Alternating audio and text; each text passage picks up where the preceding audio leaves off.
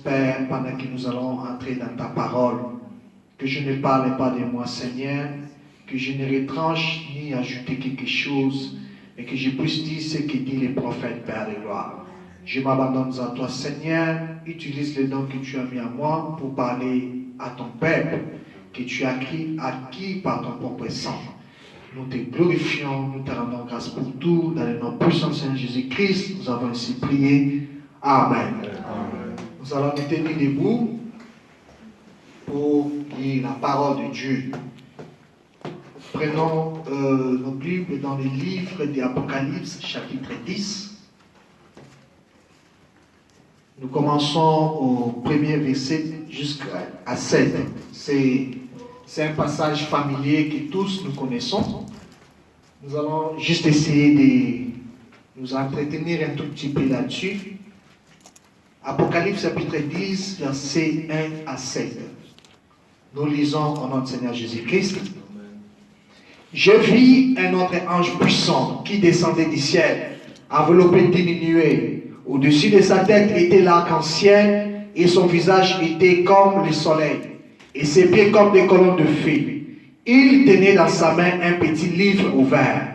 Il posa son pied droit sur la mer et son pied gauche sur la terre. Et il cria d'une voix forte, comme rugit un lion. Quand il cria, les 7 étonneurs firent entendre leur voix. Et quand les 7 tonnerres eurent fait entendre leur voix, j'allais écrire et j'entendis du ciel une voix qui disait, scelle ce qu'ont dit les 7 tonnerres et ne l'écris pas.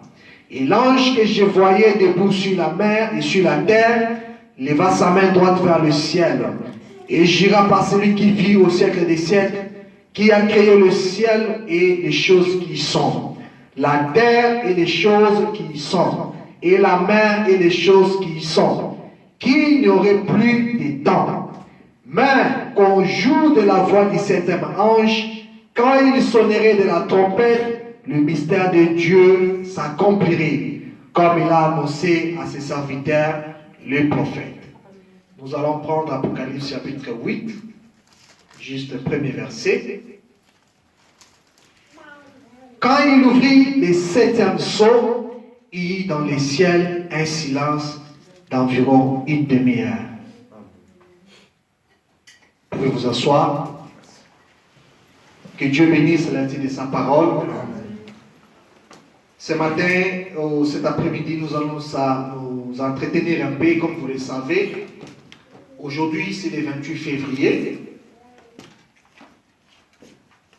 Il y a pas mal de discussions là-dessus que vous connaissez. Le 28 février, le 17 mars, je ne sais moi, il y a beaucoup de discussions là-dessus. Mais nous allons juste parler cet après-midi sur la nuée. C'est ce que nous allons parler cet après-midi. Je serai vraiment équilibré, comme vous le savez. Et quand vous allez dans une piscine pour nager, il y a ceux qui nagent au premier niveau, il y a ceux qui nagent au deuxième niveau, il y a ceux qui vont à la 3e profondeur. Comme vous le savez, nous serons un peu équilibrés. Je serai très rapide.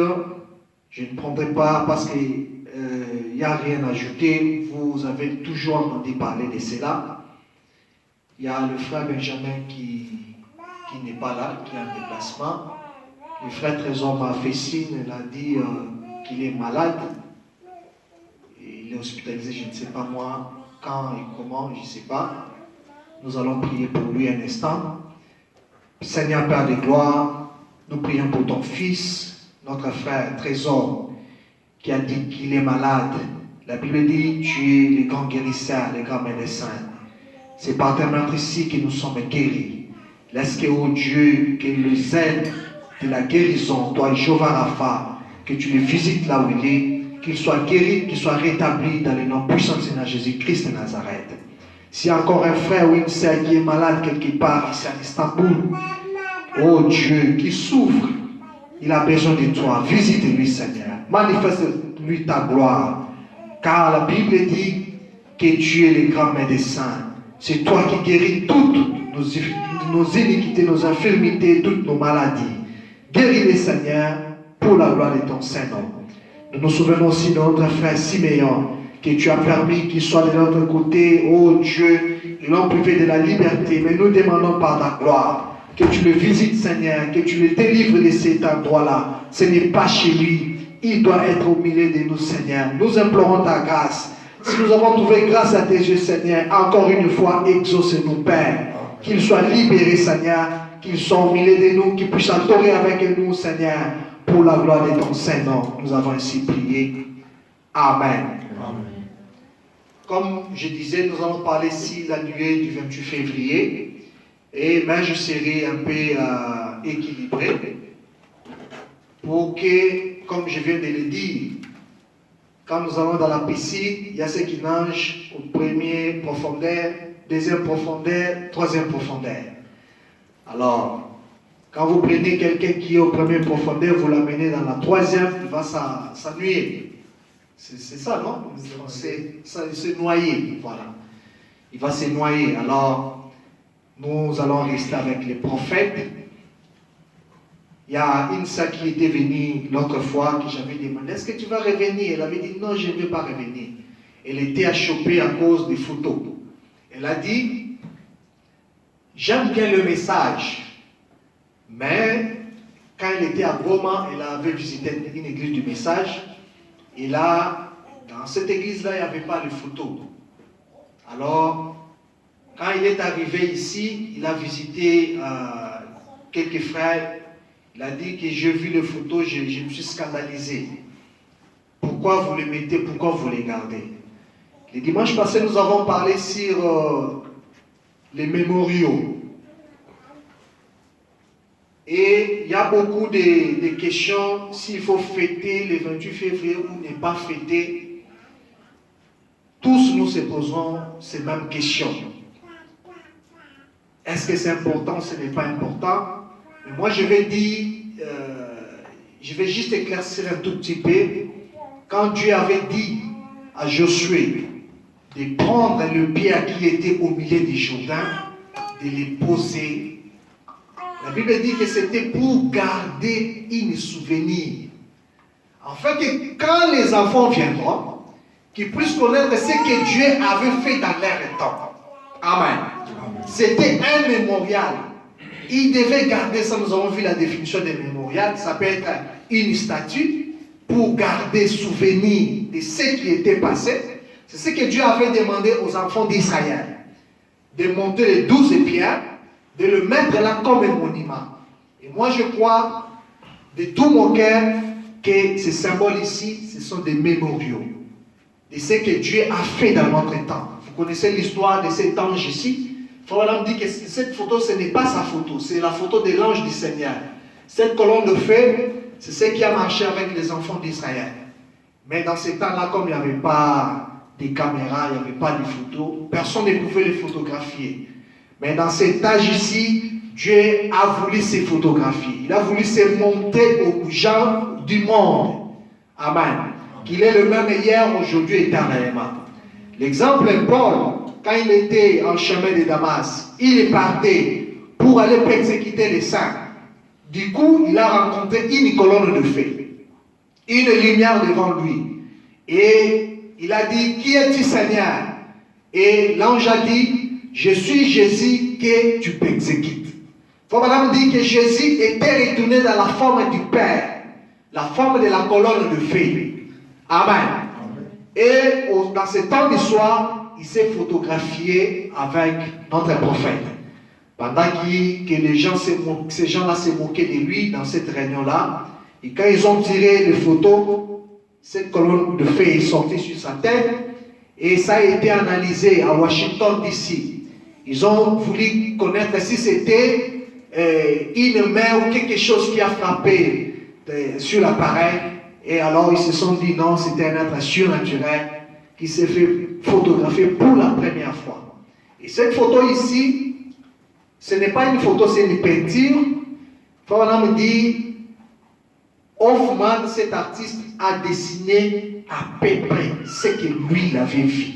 Donc, de tous ceux qui ont l'image de Christ, de Jésus, naquit de Marie, à l'âge de 33 ans, de tous ceux qui ont dessiné, c'est Hoffmann qui est arrivé à peu près à avoir la physionomie du Seigneur Jésus-Christ quand il était dans son corps physique sur cette terre, naquit de Marie.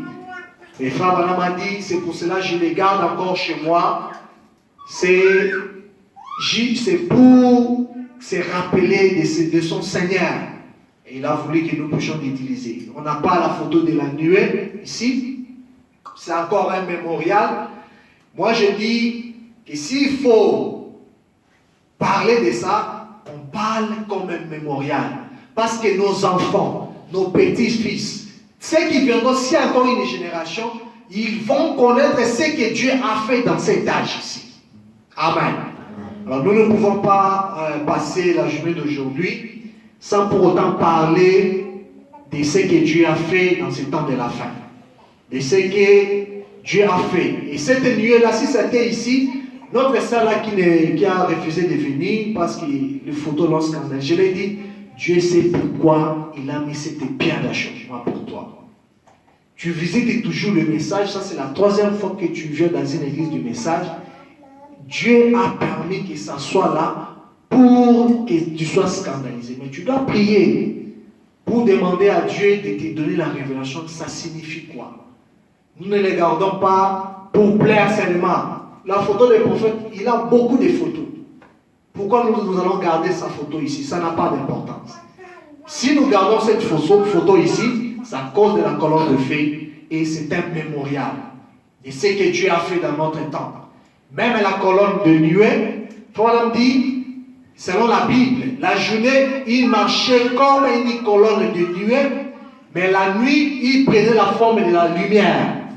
Alors, c'est un mémorial que nous devons garder.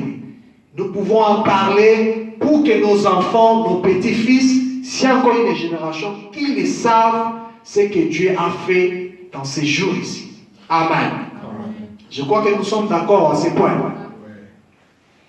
Alors, peut-être que je ne parlerai pas comme d'autres personnes, mais je vais parler un peu ce que Dieu a mis dans mon cœur. Frère Branham dit, la nuée là, la photo qu'on n'a pas ici, c'est une nuée de gloire. Ce n'était pas à Paris seulement comme cela. Suivez-moi, je suis un peu calme pour que nous puissions un peu nous comprendre, pour qu'il n'y ait pas de confusion. Parce que je connais bien les prédicateurs, quand un prédicateur est agité et puis il introduit des choses là. Alors, cette nuée-là n'était pas arrivée comme cela, non. C'était un événement. C'est ce que nous avons lu avec vous à l'Apocalypse chapitre 10. La Bible dit qu'à la voix du septième ange, quand il sonnerait de la trompette, de sa trompette, le mystère de Dieu sera révélé. Frère Branham dit qu'au cours des âges, il y a eu des réformateurs. Il y a eu Luther, Martin, Colomba, tout ce que vous connaissez. Les 6 messagers ont apporté leur message et ils sont partis.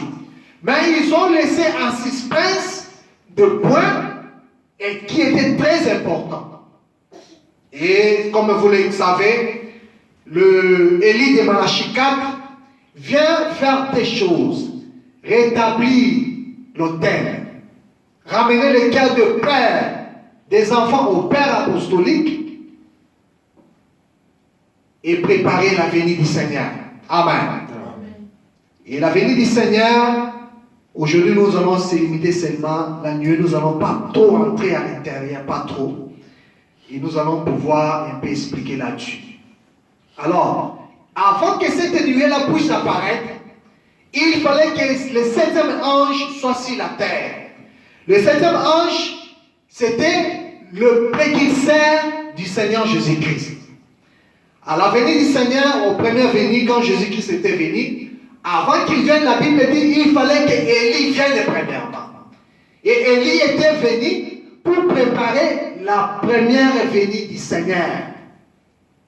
Aussitôt, j'avais dit l'autre fois, quand Marie était déjà grosse, le monde était en train dans le mystère de la venue du Seigneur. Exemple, quand Jésus est né, on l'a amené au temple à la 8e jour. Siméon a touché Jésus. Siméon a prié, il a dit, Seigneur, laisse ton serviteur s'en aller en paix. Car mes yeux ont vu le salut d'Israël. Or, le salut devait s'accomplir au calvaire.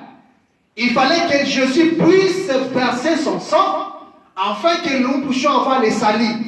Mais Siméon, juste touchant le bébé, Siméon pouvait dire, laisse ton serviteur s'en aller en paix, car mes yeux ont vu le salut d'Israël. Amen. Amen. Et Jésus ne pouvait pas venir sans un précurseur. Parce qu'il avait promis qu'il devait revenir. Mais Frère Branham dit, les gentils n'ont pas une promesse de Jésus-Christ dans la chair comme ça, avec le corps de Marie. Non, non. Si on vous dit qu'il est là, c'est du mensonge. Alors, qu'est-ce que Dieu a fait? Dieu, comme il était avec Israël, il s'est manifesté avec eux. Il s'est manifesté avec les Samaritains. Mais nous, on n'a pas reçu cette visitation-là. Là, je ne vais pas mélanger des choses, je vais un peu séparer ça. Mais, Frère Branham, en 1933, quand il baptisait à la 17e personne, une voix s'est fait attendre. Comme j'ai envoyé Jean-Baptiste préparer ma première venue, je t'envoie, toi, Branham, avec un message qui préparera ma seconde venue.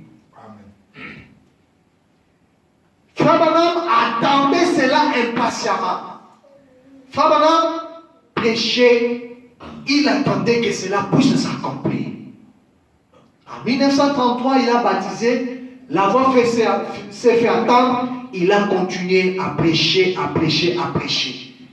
Mais arrivé en 1960-61, il a commencé à avoir des visions, des frères ont commencé à avoir des visions concernant la venue des anges.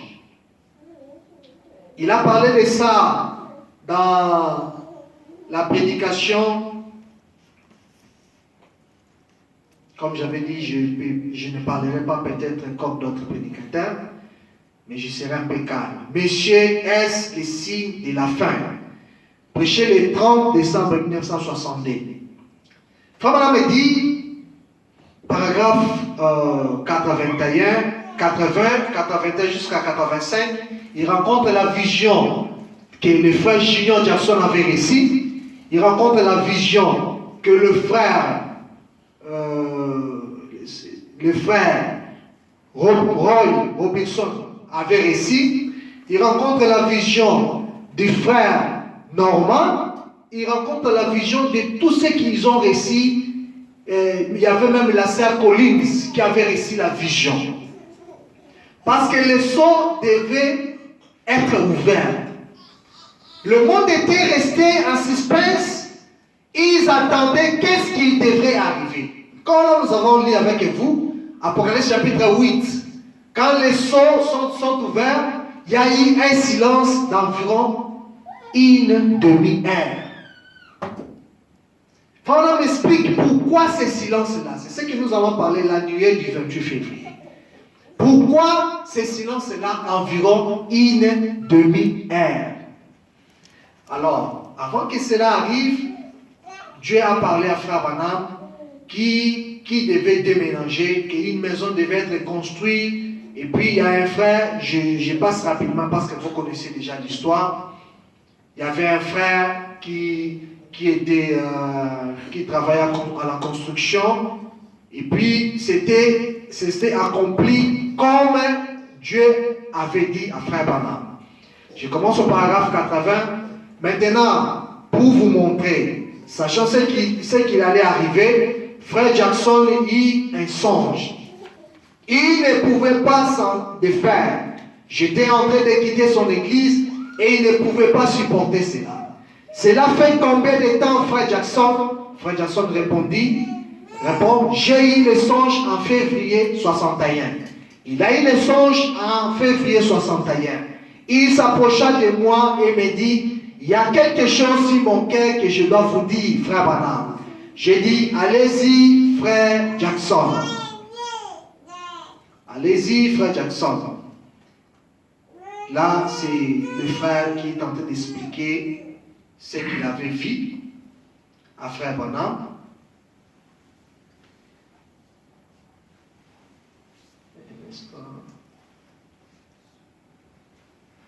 Il a dit, c'était là, je suis resté tranquille, j'ai écouté et observé. Il a dit, j'ai rêvé qu'il y avait une grande colline entourée d'une belle prairie verdoyante. Au sommet de cette colline, où l'eau avait raviné le sol, il y avait un rocher qui formait comme le sommet de la montagne. C'était du rocher, il n'y avait pas d'herbe. L'eau en coulant avait gravé des sortes de caractères sur ces pierres. Là, c'est la vision de frère Junior Jackson. J'arrive tout doucement. Et vous étiez là, en train d'interpréter ce qui était écrit sur ces pierres. Frère Junior Jackson a vu l'eau qui descendait au sommet de la montagne. Et quand cette eau-là descendait, ça laissait une marque comme des écritures. Et personne ne pouvait interpréter ça. Et frère Branham, frère Jackson a vu que frère Branham était en train d'interpréter ces écrits-là, que personne ne pouvait interpréter. Alors, et vous étiez là en train d'interpréter ce qui était écrit sur ces pierres. Et voici comment il a rencontré. Le frère de Georgie essaie d'ailleurs. Nous étions là, vous écoutant interpréter cette écriture mystérieuse qui se trouvait sur le pied de cette montagne. Puis il ajouta, vous avez ensuite ramassé quelque chose qui se trouvait comme en l'air, quelque chose ressemblant à un levier ou à un pied de biche. N'est-ce pas, frère? Il demandait au frère pour confirmer la vision devant l'auditoire. Quelque chose comme cela, un pied de biche très effilé. Et vous avez dit, comment vous l'avez fait? Je ne sais pas. Mais vous avez frappé les sommets de la montagne, l'avez coupé tout autour et vous en avez soulevé les capuchons. Il était en forme de pyramide et vous avez complètement détaché le sommet. Or, c'était des mois et des mois avant que le message sur la pyramide fût prêché. Et il dit, là-dessus se trouvait de la pierre blanche, du granit. Et vous avez dit, le soleil ou la lumière n'a encore jamais brillé là-dessus. Venez regarder, observez ceci. Il a vu frère Branham qui est au sommet de la montagne et qui avait pris quelque chose qu'il avait touché et il a frappé, il a coupé le sommet de la pyramide. Et là au sommet, une pierre est sortie à l'intérieur. Frère Branham dit que cette pierre-là n'a jamais touché la lumière. Le soleil n'a jamais brillé sur cette pierre-là. C'est ce que frère Junior Jackson avait vu. C'est vrai, quand la formation du monde, celui-ci fut formé avant que la lumière existe. Mais les savons tous, Dieu s'est mouvé au-dessus des eaux. Et alors au commencement, il parla pour que la lumière vienne. Naturellement, que là-dessous, dans l'âge de cette formation, la lumière n'était jamais venue sur cette pierre. Il dit, regardez là-dessus, la lumière n'est jamais venue là-dessus auparavant. Lorsqu'il fit tous monter, je leur ai dit d'observer cela. Et ils virent tous regarder. Frère Branham a appelé les frères qui étaient là, de la Georgie et tout, c'était dans la vision, dans le rêve de frère Junior. Il les a appelés, il a dit, regardez cette pierre ici. Mais il dit, pendant qu'il regardait cela, regardant du coin de l'œil, je crois que c'était ainsi. Et m'a observé, je me suis glissé de côté et commençai à me diriger vers l'ouest, vers le soleil couchant. J'ai monté sur une colline et en descendit, puis remonté sur une autre colline et en descendit, tout devenant toujours plus petit pour finalement disparaître complètement de sa vie. Franchement, dans son avis, que Frère Branham a commencé à interpréter d'abord c'est le critique qui était là, et dans une langue inconnue que personne ne connaissait. Et après, Frère Branham a pris quelque chose, il a coupé le capuchon, le sommet de la pyramide, et là se trouvait une pierre. Et il a dit aux frères, venez tous, regardez cette pierre ici. Et Frère Branham a commencé à aller vers l'ouest, il a monté aux premières montagnes, et il a disparu. Les frères sont restés en train de regarder la pierre. Amen. Qu'est-ce que Frère Branham avait fait dans cette rêve-là? Frère Branham les a amenés à Christ. Il a dit, regardez cette pierre ici. Tous étaient restés en train de regarder la pierre et lui, il a commencé à disparaître. Il a dit ce moment-là, il dit, alors les frères se retournèrent un peu après et dit, parce qu'un vrai messager, un vrai prophète amène toujours les gens à Dieu, pas à lui. Frère Branham a fait la même chose. Il a amené les gens à Christ.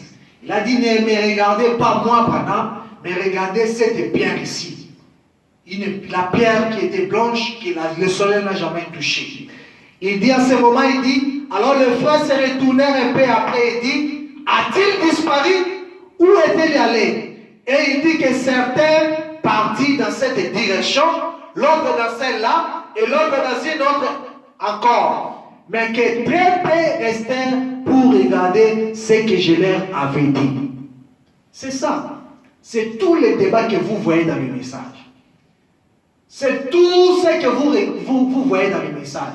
Chacun interprète des informations. Mais alors, Frère Branham avait dit, restez ici, regardez cette pierre. La pierre qui est Christ. Et aujourd'hui, les gens nous prêchent que Branham est Dieu. Ils regardent à Branham. Pendant que Branham a dit, ne regardez pas à moi, regardez aux pierres, cette pierre-là. Parce qu'il était le précurseur de la venue du Seigneur. Il ne devait pas amener les gens en lui, mais il devait amener les gens à connaître Christ. À voir Christ. Et il a dit, restez avec lui. Il a dit, il n'y a pas longtemps, frère Belair, et généralement avec nous, êtes-vous ici, frère Belair? Oui, là au fond. Billy m'a dit, frère Belair est complètement renoué. Il a fait un étrange songe. Je suis allé un soir chez frère Belair, en allant faire des visites, il me dit, frère Branham, j'ai fait un étrange songe.